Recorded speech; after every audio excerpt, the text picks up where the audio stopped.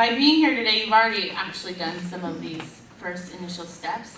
And the first one is just gauging awareness of your community. What's going on? Who's interested in this this issue? I don't like really calling it an issue, but it's something, conceptually it's an issue that we're thinking about. And so talking to your friends, to your families, to your community, your networks, educating yourself about what's going on, and starting to see, what do you do about it? This is the first step, really. So you're already in this process. The next thing is gauging sort of the level of commitment amongst those in your community. This starts to be a little bit tricky because lots of people might be interested, but they're not necessarily really committed. They're not in it. And so when you're thinking about starting a TFC, we really encourage you to identify 4 or 5 people at least that are committed in some way to seeing this happen. It's a lot of work. It's hard work. It takes time, but it's a spiritual issue. It's an emotional issue. It engages your whole being. And so, as we talked about before, not only do we want to strengthen the community, but we want to ensure that you're doing this as part of the community, because so much more is going to happen in that process. So some of what can happen too in assessing the commitment level that's there is just trying to work with your friends and your colleagues to do some simple surveys within your group of who's interested in this, what do they know about it. Simple surveys around human trafficking, around resources within your community, areas or issues in particular that people are interested in. So is it fair trade? Is it sex trafficking? Is it prevention? Is it foster care? I'm starting to see where those connections are within the community. If there's people who are really passionate about foster care and adoption within your church community, then that's maybe an entry point in talking about this issue and drawing people into it. Some other things too that can be done is simply having an event and showing a film screening to get the conversation started. There's some great films out there. In the back of this manual, there's resources for you that list films, books that people can read, websites. Host a panel discussion. We're happy to participate in those things, as well as other organizations within the area that we could invite. Have a panel discussion. Do a justice-themed, if it's your church, you can do a justice-themed Sunday. There's campaigns out there specifically around that as well. There's lots of ideas, and so that's one thing too that Oasis really wants to emphasize is be creative and be innovative. It takes everyone's thoughts and ideas around this, and we want everyone to have a voice in this. So try and think of ways that will bring people in that otherwise may never set foot through your church's doors, or onto your school's campus, or whatever that may be. So once you kind of have this sense of who's interested, who's committed, who wants to be a part of it, we'd encourage you to engage Oasis. You can talk with us, and we can start having some conversations about where to go. But one of the first things we'll encourage you to do is develop a leadership team. And this is a core group of people who are really going to drive what is happening with the traffic-free community. We've seen through success and through failure that what happens with traffic-free communities is we're all very busy and people have great intentions, but it's really easy for this to fizzle out, particularly if you don't have people who have said, I commit to this. And it doesn't have to be an indefinite commitment, and we actually don't encourage that. We encourage a group of people, 2 or 3 people at least, but no more than 5, to commit for a year or 2 at the most, to be the leadership team of the traffic-free community. And using that group as the core leaders, they kind of drive and help move things along from the larger group. And part of what that does is ensure that things keep moving along so that they don't get stuck. But it also, that leadership team provides focus. And part of what Oasis is in the process of developing too is a leadership development. We're still kind of working this out, what we're calling it, but a leadership development training that we will walk with the leaders of TFCs and helping them know how to lead better, know how to engage their team, but also that we're walking with you in the spiritual darkness of this, that we're helping people who are driving this know that they're supported, but also put you in touch with one another so that you're learning from each other. You're not the only voice by any means in the group, but you're just the facilitators and you're driving it, and that's really necessary. Some other things too around the leadership team piece is, at this point you really will have been in conversation with Oasis, probably Kevin and I mostly, but we'll talk with you about the other more formal aspects of the TFC structure and the relationship that will exist between Oasis and TFC. We're not, we have no desire to control TFCs. In fact, that's the last thing, we don't have time to do that. But what we want to do is make sure that we're there as a support for you and that we're there as a resource for you. And so part of what we've developed out of that is a structure that includes things like financial strategy and fundraising issues, as well as we've put together an MOU that outlines what Oasis is able to provide a TFC and what a TFC is feeding back into Oasis in order to strengthen and replicate more TFCs. And so we're not going to go into all of that today, but as you start thinking about a TFC and starting that in your church or with your school or whatever that might be, those are things that we've really started to think through more in a way to better resource you. So it's not meant to be a rigid, nothing about us is very rigid. So it's always a conversation and a dialogue. But part of what that structure also provides is accountability for us, but also for you in terms of what are you doing with the events, with the resources that you're using. We provide a lot of resources to TFCs, and one thing that we've really worked to do is to better see how they're being used and how they can be improved upon. The leadership is very key because you support each other, you pray for each other. It'll be tough as you move forward just because of things that are on your time, and the leadership team will be able to be there for each other. Really. It doesn't seem like you're doing anything. We're a doer society, but you're actually doing a lot. Even being here today, you're doing something. So I want to encourage you in that regard to start shifting your thinking around that a little bit. It's key for running events and raising awareness what's in your community. Who wants to walk alongside you? We looked at it with some of the films that we've got. We talked about one reason we did the whole issue of human trafficking beforehand is you have to communicate that within your community to be able to raise the issue of trafficking. So a leadership team is key when we talk about coming together and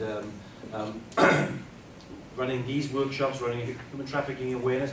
We would train you to run that rather than Oasis coming in and doing that. You know your own community. People will hear it better from you. A mum in a school, the teachers will hear it better from that mum in the school than some NGO coming in. So there's that process of training, and that's kind of with you guys coming together, liaising with us, setting up that workshop.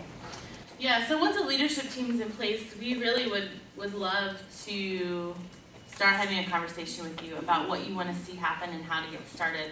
One of the first things that we suggest is have a human trafficking 101 training or event that starts to bring the community around this issue.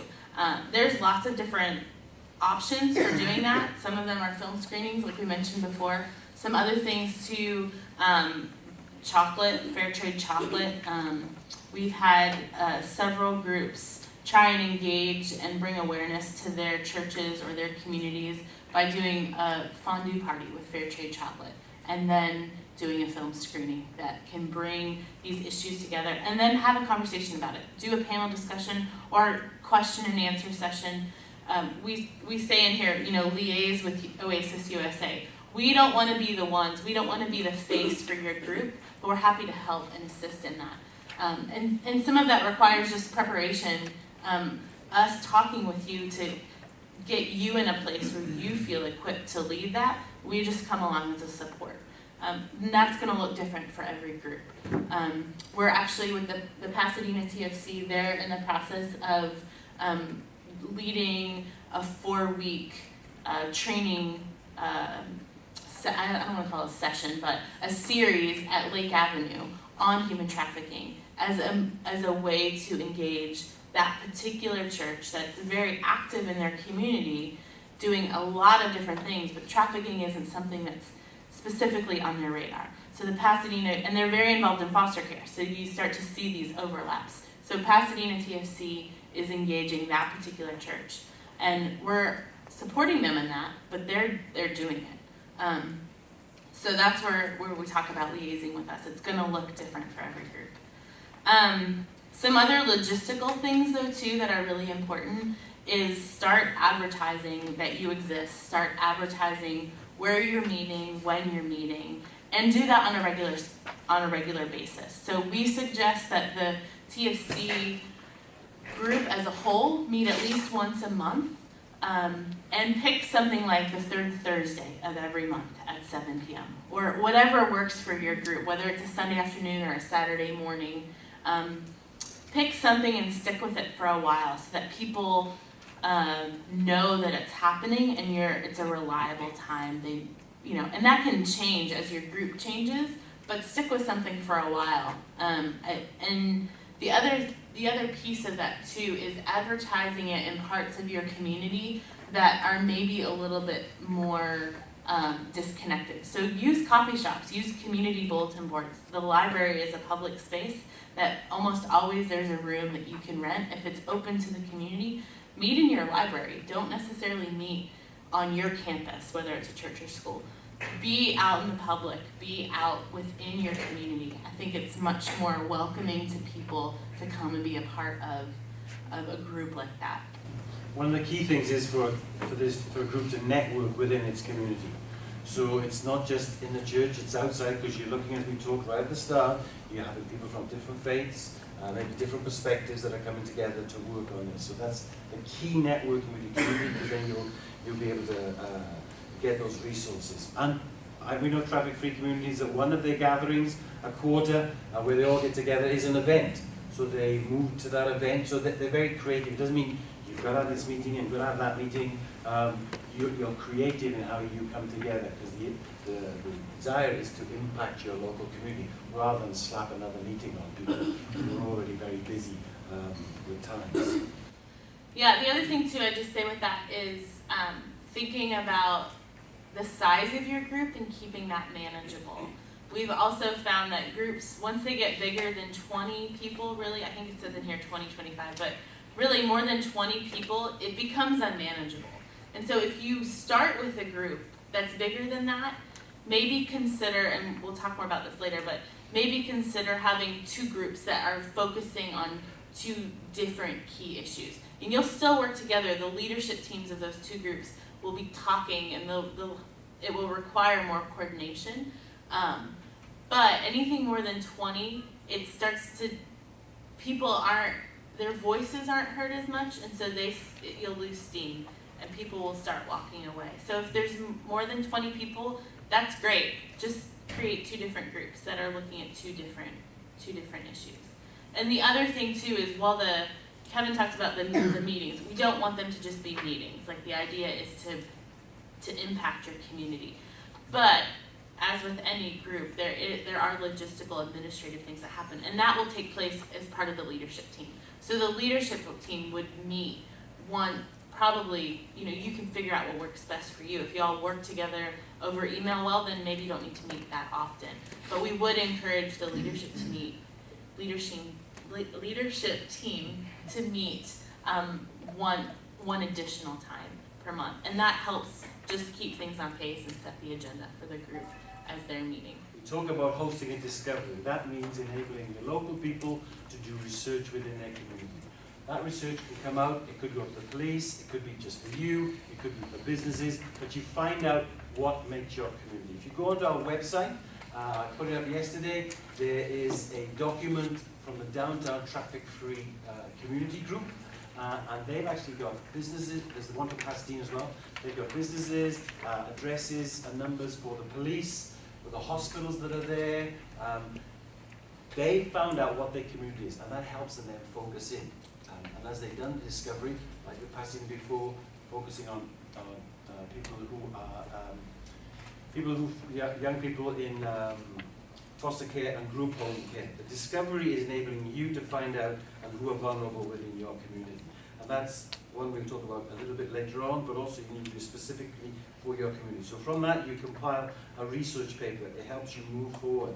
Once you focused on as a traffic-free community, focused on that group, we encourage only looking at one of the stakeholders and putting a plan together for one of those stakeholders, not the whole eight. That's going to be too much. But as you focus on one, actually there's a habit for doorways to open up that link you into other people and other connections within those. And it could be, you may decide to develop awareness, mentoring groups for youth at risk, raise awareness about human trafficking through quarterly events.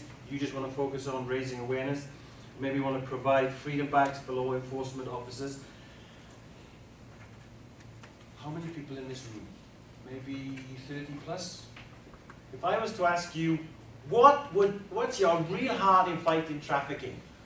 There's 31, I may be able to get 36 different answers. So you as leaders got to bring that down to one. And focus on that one. Now you know what it's like working together? That's an aspect of what we're talking about here. Working together, being able to form and forge that focus group. And we'll talk a little bit about how that can be done. Once you focus on, when you got that focus group, then you look at the key stakeholders. So if it's police, you want to make relationships with the chief of police. You want to make relationships with detectives, with your local PD officer, all of whom want to have a relationship with you, but maybe we're a bit standoffish. So we look at those key stakeholders, maybe some of the key stakeholders that are around that one that you pick, and see how they link together. As you have a relationship with those individuals and you find more information, you find out where there are specific areas of vulnerability, and you put together a plan then how you can support that vulnerability. If it's the police, it may be, as folks in Pomona started, just making backpacks. That's developed from there, that they're now working with girls on the street with the police, and also working with girls in safe homes. That developed from just supporting their local police. And the local police came to them because they built up a relationship with them. So you begin working that out, you communicate that both to us, but also to the wider field within your community, because there will be people who come and say, even after you've done all the awareness trafficking, they will still come and say, I never thought human trafficking existed in the US. And it will be highly intellectual people, just as, not intellectual people. Or it'll happen. It's happened to me in the whole years that I've been doing it, and I've had very, very wealthy people who come, there's no human trafficking going on, and just as I've had folks on the streets. So the awareness is a continual process. So you need to communicate and clearly communicate what you're doing through the blog. It encourages you as it encourages others. We all love stories. We all love stories. Stories are what gives us passion and power to move forward, and those stories are key out of your community to equip your community. And then you start putting that into process, and you start moving it forward. I put that up there just to give you a kind of idea. We talk about all these things. We look at this 4 phases. There's incubation. There's chatting with each other. We're in incubation. We're in discussions. A passionate community comes together. Out of that passionate community, you get together a committed leadership team who are in the developmental phase, who are finding out, okay, what is wrong in our community? Where are the places of vulnerability? Out of that, they start to engage with their local community. And they go from a committed leadership team, a group, to an active community, active within their city. And then as they develop and they make outwork their strategic plan, network with people. They actually help mentor and replicate fighting trafficking in another city. And that's where I'd like Bonita to come up, if you would, to kind of, Bonita's with traffic-free community in San Gabriel. I know you've got a lot of friends here, but she's also been involved in the whole process. What happened is, organically, God brought together some women, there's 5 of us, and we all, how do I say, we pray for each other, we encourage, we support each other, and God has done some amazing things. Only because we said, okay, we don't know what we're doing, but we'll just do it together. And in community have discovered that He's given us an opportunity to speak publicly at a organization that actually paid us for it. Okay, so that was a surprise. We have ended up writing an article online for a medical journal for doctors who are looking into this, and that was a surprise. We've also been given the opportunity to do bags. We were just talking about the bags that our sister community of the traffic-free Pomona started. And so really what it is I'm waiting for you guys to come up and step up and start doing stuff so that we could do it together, so that we're not thinking about these things ourselves and trying to, figure things out. So in our community, San Gabriel, yes, Valley Boulevard, someone had said, massage parlors, every other building just about.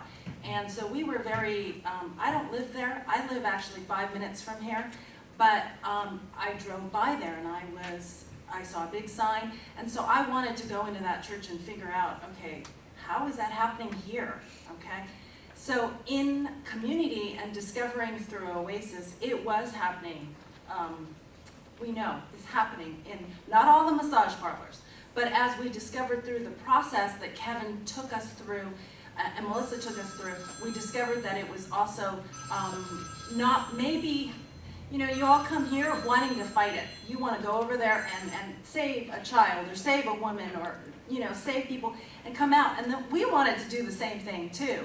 The thing is, what we did was we said, wait a minute, the police, we've got all sorts of people that we need to get involved and figure out what their needs are before we decide we'd be, Rambo, and Arnold Schwarzenegger. We still have that desire, but God has really tempered it with some knowledge and wisdom and some wise training going on. And so what we've discovered is, have we met with the police department? Yeah, we did. The only thing is that some of the doors were closed at that time, and we've known better than to. We discovered as the leadership team and then letting the group know, we discovered that it was probably not in our best interest to keep, kicking down the doors of the police department. So we're waiting for when that's going to happen. Now, just several months ago, the mayor, they had an election for the mayor of San Gabriel. And so because he went to Hope Fellowship, and we started there, that's where the training took place, he actually went to Hope Fellowship, went online, discovered that the city of San Gabriel was the #4 human trafficked city of all of Los Angeles. And he went, where did that come from? Well, unfortunately, we did get a little information mixed up, and that was not true. But guess what? It started him to speak to the pastor and say, that's the city I'm going to be mayor of, so, what is that all about? So he actually talked to the pastor, who then knew about the community that we had there, that started there, and got us together with the pastor, the pastor, the mayor, and the vice mayor. Unfortunately, though, they were not elected. so we're back to the drawing board, but we were encouraged in a way where God was, every month. I think we started like this about a year ago, more than a year ago. We went through the incubation phase where they'll go through and research. And we split in teams to figure it out. And in San Gabriel, massage parlors, of course, we discovered and really had no knowledge that there was house hotels. So we've discovered what that was. We also realized that there was a need for education, okay? And you guys are probably gonna discover similar things too. And the last thing was support, okay? So from that, what had happened was we were for sure thinking massage parlors or house hotels, and through it met with the police and even the politicians. But God had another route for us. And in August, I want to say even less than that, we sort of became developmental phase. We had a group of leaders. We met outside of the meetings.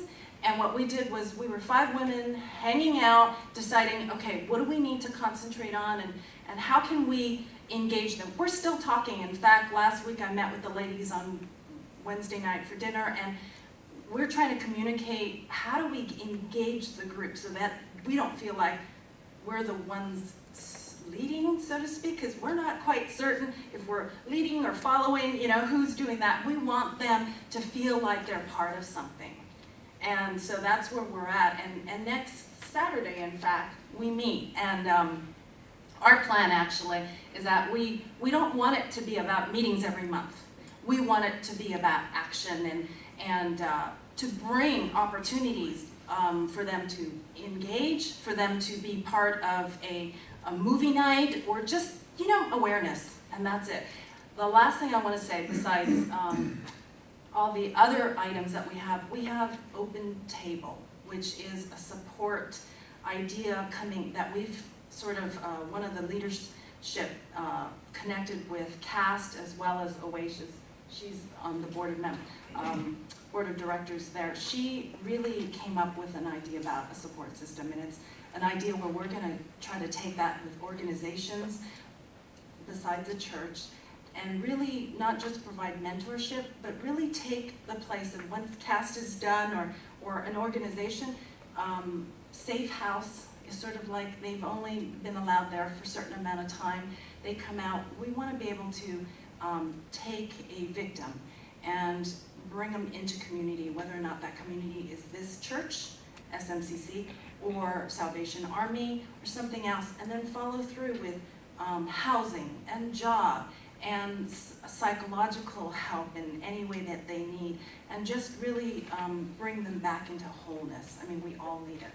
I'd like it myself, but with them also. And it's a year's commitment, but it's something that we feel that God has called us in that traffic-free community to do. So that's something that we're excited to bring back into Oasis and just the next traffic-free community that you guys are going to do. What I want to reiterate there is, when we talk about networking, so that Open Table is like a module that fits in to the traffic-free community.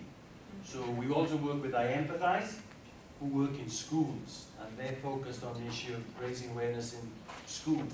So that's a module that links in there. So as a traffic-free community, we don't reinvent the wheel. We bring in resources into our community that are already out there. So we don't fight. We're not in competition. We network and work together. An Open Table is one of those. It's a module that can fit in and care for an individual who is being trafficked. It may be with Sierra Madre. It's schools. Could be I Empathize. Could be other stuff. That a module that links in to that. So the resources add value to the focus that you want to go. The phases of development that Kevin had up there, there's no timeline of when you should be in each phase. It's a very organic process, and every community is going to be different. So there's no sense of the incubation phase should only be 3 months and then you move into the development phase. That's not how we work, and that's not how we want you to work. Because again, there's different things happening within your community, within the group, and the process that you're going through as you recruit people for the TFC, as you engage different stakeholders within your community, that takes time. And you have full-time jobs, you have families, so just wanted to reiterate that there's no timeline for this.